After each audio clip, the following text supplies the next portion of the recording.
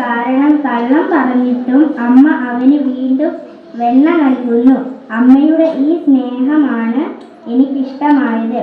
ഈ കവിത അപ്പൂപ്പന്താടിയോടൊപ്പം നടക്കുകയും അപ്പൂപ്പൻ പോലും വഴക്കിടുന്നു.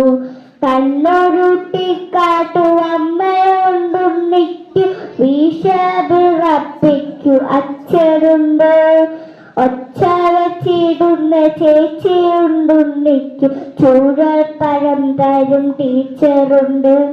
ഉണ്ണിക്കു നക്ഷത്രം എണ്ണുവാൻ നേരമില്ല, ഉണ്ണിക്കിനാവിനും നേരമില്ല. ഉണ്ണിയുടെ കയ്യിലെ കുഞ്ഞു പെങ്ങളുടെ സ്നേഹത്തെ ഓർക്കുകയാണ് കുടയില്ലാത്തവർ എന്ന കവിതയിലൂടെ. ഈ കവിതയിൽ ഏറ്റവും ഇഷ്ടപ്പെട്ട വരികൾ: കുതിരുന്നു ഞാൻ ആ മഴയിലല്ല, ഒരു കുഞ്ഞു പെങ്ങൾ തൻ സ്നേഹവയ്പിൽ. ഈ വരികൾ മനസ്സിനെ വല്ലാതെ വേദനിപ്പിക്കുകയും അതുപോലെ തന്നെ ചിന്തിപ്പിക്കുകയും ചെയ്തത്. അതായത് കവി നനഞ്ഞു വിട്ടത് മഴയിലല്ല, തന്റെ കുഞ്ഞു പെങ്ങളുടെ അതിരില്ലാത്ത സ്നേഹത്തിന് മുന്നിലാണ് എന്ന് പറയുന്നതിലൂടെ കവിക്ക് കുഞ്ഞു പെങ്ങളോടുള്ള തീവ്രമായ അടുപ്പം മനസ്സിലാക്കാൻ കഴിയും.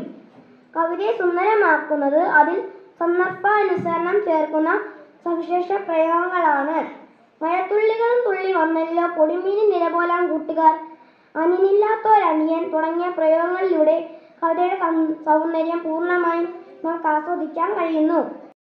കൊല്ലവർഷം 650-നും 750-നും മധ്യേ ഉത്തര കേരളത്തിൽ കാണത്തൂർ ഗ്രാമത്തിലെ ചെറുശ്ശേരി ലത്തു ജനിച്ചു എന്നാണ് വിശ്വാസം.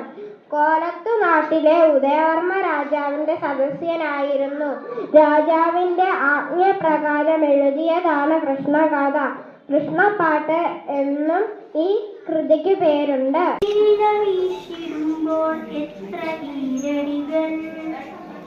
മണ്ണിൽ വീർപ്പു വിതച്ചവർ തന്നീണമായി വന്നു, മണ്ണിൽ വീർപ്പു വിതച്ചവർ തന്നീണമായി വന്നു. അന്നു പാടിയ പാട്ടിലൂഞ്ഞാലാടി മലയാളം, അന്നു പാടിയ പാട്ടി